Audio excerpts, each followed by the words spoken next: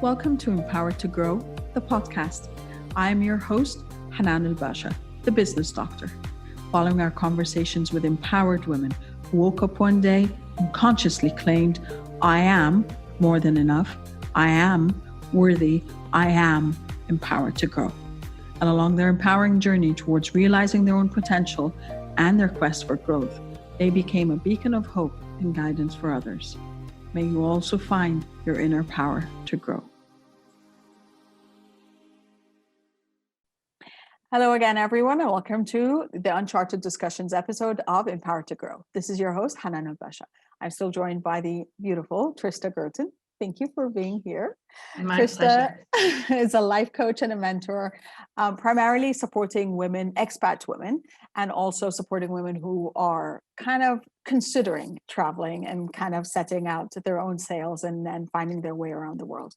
Trista and I were talking in between episodes about the concept of expat as an expatriate. And what expats are people who relocate from their home country to live and work elsewhere. Not necessarily, it's not the same as being an immigrant, because that means that you're setting up a new home base for yourself. But expats are there temporarily. Well, temporarily could be a few months and temporarily could be a few decades. We all know that by now. As an expat myself, I'm an Egyptian. I was born and raised in Kuwait. My parents worked in Kuwait, came back to Egypt for university a couple of years. And then after marriage, my husband and I relocated to Qatar, and we've been there like 16 years now. So it's kind of a new home. It is a home for us, but also Egypt is home. And I think that is the part between whether you're doing it, I believe, Trista, as a family or independently, especially as a woman, we get to have, we need to really do a lot of perspective shifts and mindset amendments in that sense. Understanding that we're building a new home base for us. And at the same time, this home base is a temporary home base. And there's this, this dilemma that keeps going on and off. It's like one day you can relocate, maybe you're staying, maybe we don't. I know we initially had the plan of a 3 to 5 year plan, 16-year onwards, we still don't know. But let's talk a bit about let's call them challenges that expats have to go through. There is the mental element of it, the emotional, sometimes even the physical part of not being around family, not being around your familiar base of, places, people, activities, those kind of things. What are your thoughts on that? Yes, so it is. I mean, I think the entire process can be very exhilarating and very freeing and very, very exciting. Yeah. And part of that excitement is everything's different, everything's new. Yeah. And then the challenges come because everything's different, everything's new. Yeah. And then you're like, oh. And then it kind of wears off, and then it sort of is, you've got that like the frustrating and sort of like you can get tired of it. And yeah, and as you said, throughout the process, like you can be very isolated. Yeah. Without the support network and without any close friends. And so it does take quite a bit of resilience. Yes. I think that, and probably resilience is the key trait that I talk to women about, is, helping to manage your mind. And we talked last time about, where you're giving your power away. Yes. And, it really does take a conscious decision as to, okay, what are you going to let frustrate you? What are you going to let get you down? What are you going to, and really allowing your emotions and processing those, but then also making conscious decisions about how you're going to approach any given situation at any time. Sure. And I think there's also the element of patience and the characteristic of patience, because relocating, you're expecting that everything will fall into place really quickly. You're going to find the people to hang out with, you're going to get things sorted out in school. We know that with a lot of countries, I know in Qatar, like we had to go through the paperwork phase, Mm. where, you know, you can't drive because you don't have a driver's license, because you need to get a residence permit first, and, you know, that has to work through. And Mhm. it is that patience of giving yourself the space and the time to settle down, let the dust settle before True. saying, you know, oh, things aren't moving fast enough. Right. And with every culture and every system, speeds vary drastically. Indeed, yes. Yeah. Yeah, speed and timing in terms of yes, it can be quite different. Yeah. And there's always a steep learning curve, I think, in terms of learning how things work in different places. That's true. But also, Yeah. I think now there's a part about resourcefulness now. And I Mm. think it's utilizing we have social media. And I know we complain a lot about social media being, you know, the root of all evil in the world, but there are also a lot of benefits. I know that when we first moved, of course, there was no social media, or it wasn't as prevalent as now, and it wasn't as usable as now. I mean, we are talking across borders and stuff, and that's how we connected with family and friends throughout the past year and a half, when we couldn't physically be present with them.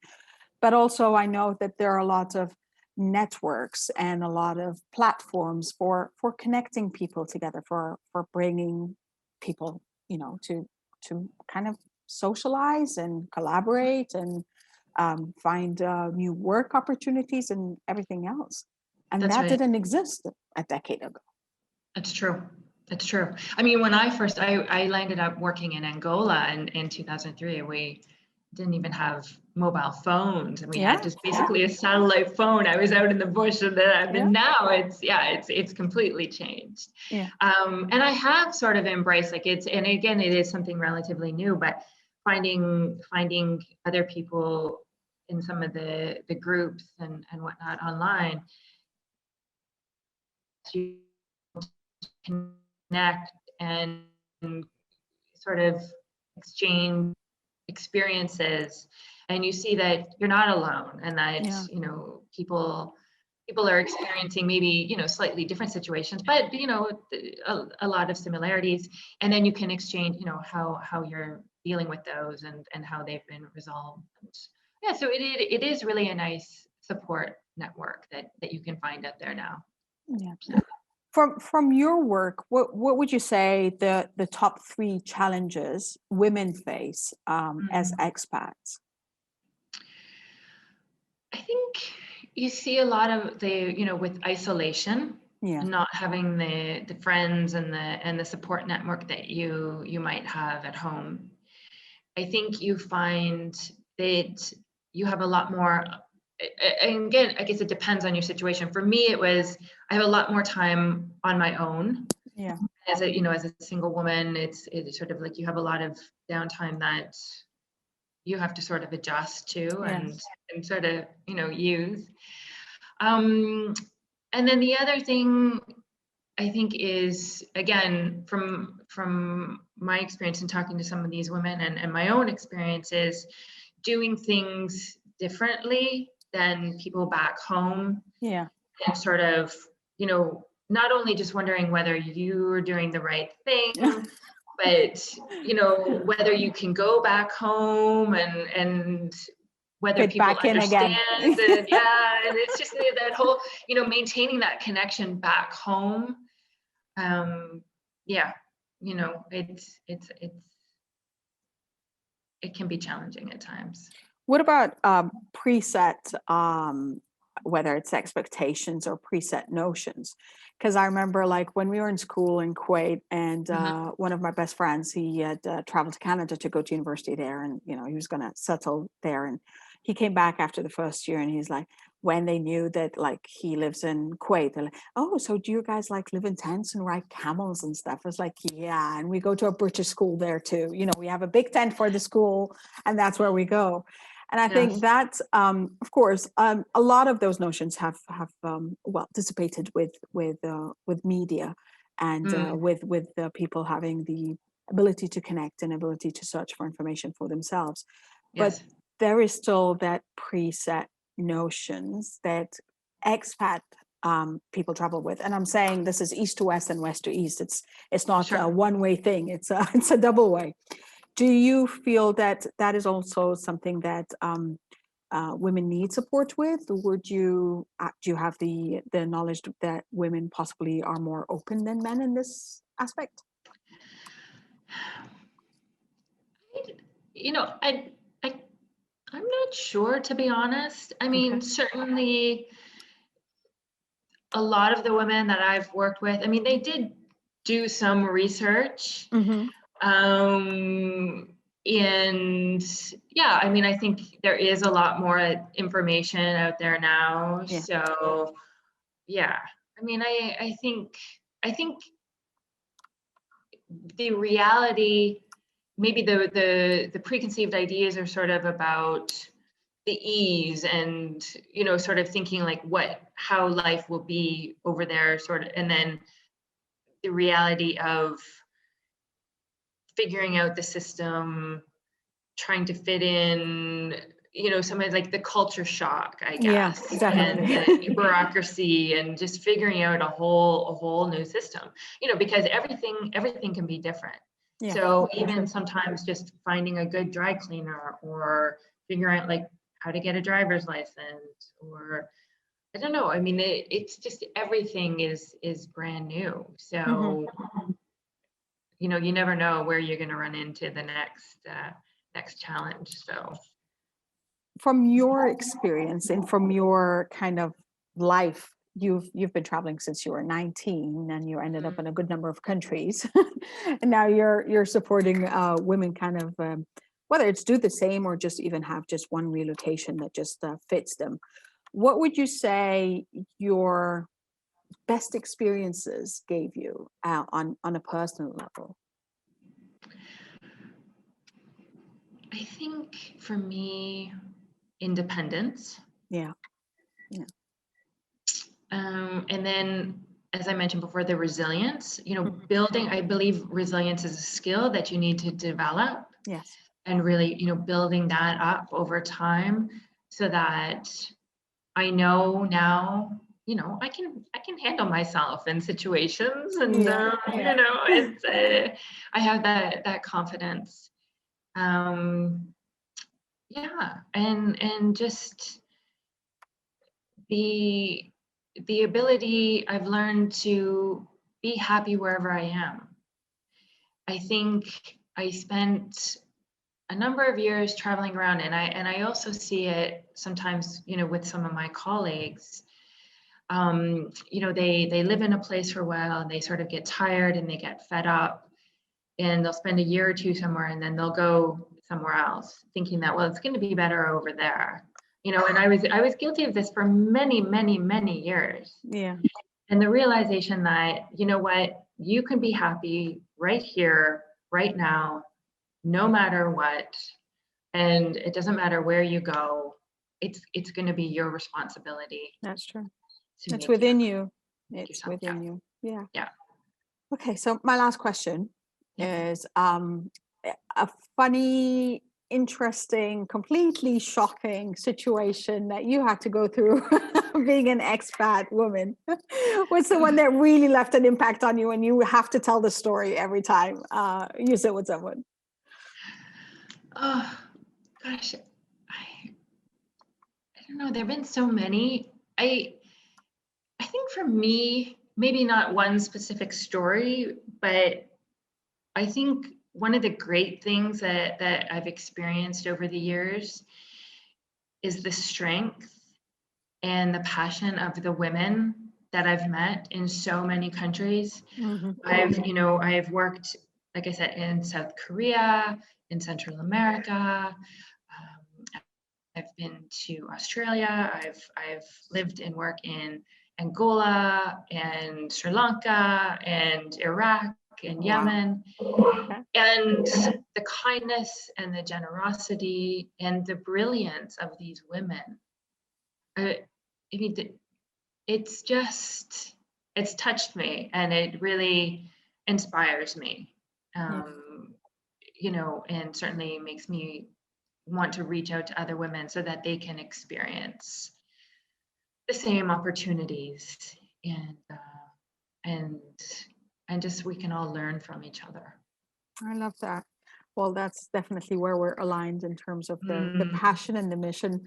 I always say that we've got so much more power inherent within us that we would like, that we are conscious of, or that we would like to stop and analyze and be aware of. And just because mostly we are conditioned growing up as with the can't, you won't, you shouldn't, rather than you are able to do and be everything and everyone you ever want to be. And when we stopped to analyze, I realized that for me was a pivotal moment in my life, is when I stopped to realize the adversities I'd overcome, the physical ailments and illnesses that I had overcome, the mental and emotional blocks that I had to overcome. I stopped to respect me. It's kind of that. It's like, let me just take a moment to respect everything and how far I've come to be able to say, I can move forth. I can move forth. It's still not going to be all dandy moving forth. We all know that, because we're not delusional as well or detached from reality, but just understanding that we have it within us and we could do it. Yeah. We're so much stronger than we think and that we know. I mean, and I think, yes, as it is, within the media, within our cultures, that's not something that is really driven home and instilled in us, as you said, like growing up. But we are remarkable and we are strong and resilient. So yeah. Anything is possible. That's true. Thank you so much, Trista. I love this. I enjoyed my conversation, and as always, I love being aligned with the ladies I speak to, because as you're empowered to grow, you are empowering others too. So thank you for that. My pleasure. Thank you for having me. Thank you. Well, again, just to Trista summed it up, you are strong and you are resilient and you're capable and you have immense power within you, like wells of power that you just simply need to tap into and remind yourself that they're there. Thank you for joining us. I wish you love, abundance, and prosperity. Bye for now. Thank you for listening to the Empowered to Grow podcast. For further engagement with a tribe of empowered women, join my Facebook group, Empowered to Grow, or visit my website, www.hananelbasha.com. I'll catch you on the next episode. And until then, know that empowered you empowers others. Love, abundance, and prosperity to you all.